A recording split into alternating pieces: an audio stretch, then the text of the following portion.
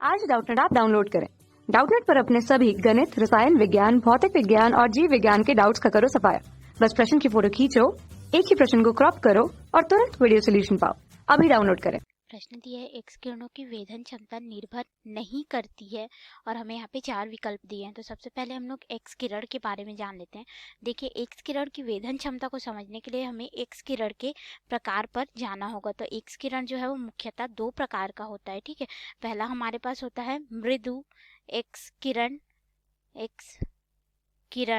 इसमें क्या होता है कि ये इसकी जो ऊर्जा होती है, अगर हम लोग ऊर्जा की बात करें ई, जो कि होता है 600 इलेक्ट्रॉन वोल्ट, और इसके अगर हम लोग तरंग दैर्ध्य की बात करें तो लगभग इसका जो तरंग दैर्ध्य होता है 2 नैनोमीटर के आसपास का होता है। इसी तरह से अगर हम लोग बात करें कठोर एक्स किरण की,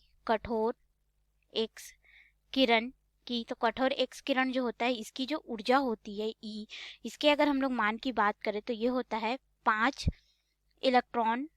किलो इलेक्ट्रॉन वोल्ट से लेकर के 10 किलो इलेक्ट्रॉन वोल्ट की इसकी ऊर्जा होती है। और अगर हम लोग तरंग दैर्ध्य लैम्डा की बात करें तो इसका मान 0.2 से लेकर के 0.1 नैनोमीटर के परास का होता है।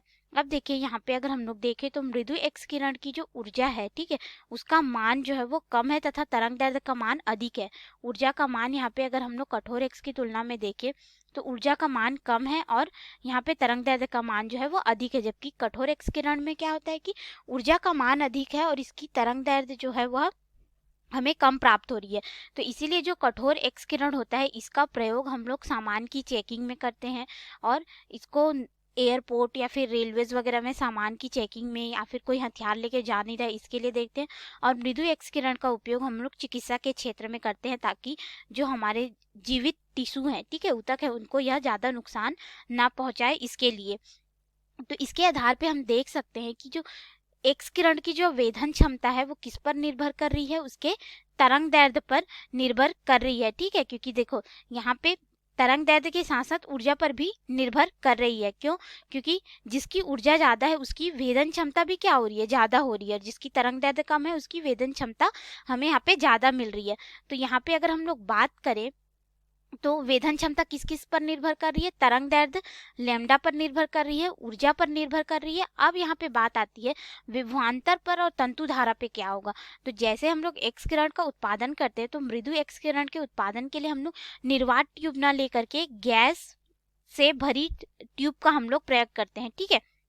गैस युक्त नली का प्रयोग किया जाता है। और जब हम लोग कठोर एक्स किरण का उत्पादन करते हैं तब हम लोग यहाँ पे निर्वात ट्यूब का प्रयोग करते हैं जिसमें गैस नहीं होती है। परंतु इन दोनों के लिए जो वोल्टेज का मान होता है वो हमारे पास यहाँ पे लगभग अगर हम लोग देखें तो 20 किलो वोल्ट से लेकर के 150 किलो वोल्ट तक के रेंज का इसी परास के होने के कारण ही यहाँ पे एक्स किरण उत्पन्न होती है। बस अंतर ये होता है कि मृदु एक्स किरण के लिए हम लोग गैस युक्त नली का प्रयोग करते हैं और कठोर एक्स किरण के लिए हम लोग यहाँ पे क्या करते हैं, निर्वात ट्यूब का प्रयोग करते हैं, ठीक है, निर्वात नली का हम लोग प्रयोग करते हैं। और साथ ही साथ यहाँ पे ध्यान देने वाली बात यह है कि यहाँ पे देखिए तंतु की धारा हम लोग एक नियत मान पे रखेंगे तभी हमें इतना विभवांतर मिलेगा दोनों के लिए। तो यहाँ पे अगर हम लोग देखें तो जो एक्स किरण की वेधन क्षमता है इन दोनों के आधार पे यह किस किस पर निर्भर नहीं करती है, विभवांतर और तंतु की धारा पर। तो इस प्रश्न का उत्तर क्या हो जाएगा हमारे पास, अगर हम लोग देखें तो जो एक्स किरण होती है, ठीक है, उसकी वेधन क्षमता जो है वह विभवांतर यानी कि विकल्प सी और विकल्प डी हो जाएगा हमारा सही आंसर। तंतु की धारा पर यह निर्भर नहीं करता है। तो ये हो गया हमारे प्रश्न का उत्तर। आप लोग को यह समझ में आया होगा। धन्यवाद। कक्षा 6 से 12वीं से लेकर नीट, IIT, JEE वो एडवांस के लेवल तक 1 करोड़ से ज्यादा छात्रों का भरोसा। आज ही डाउनलोड करें डाउटनेट ऐप या व्हाट्सएप करें अपने सारे डाउट्स 8400 400 400 पर।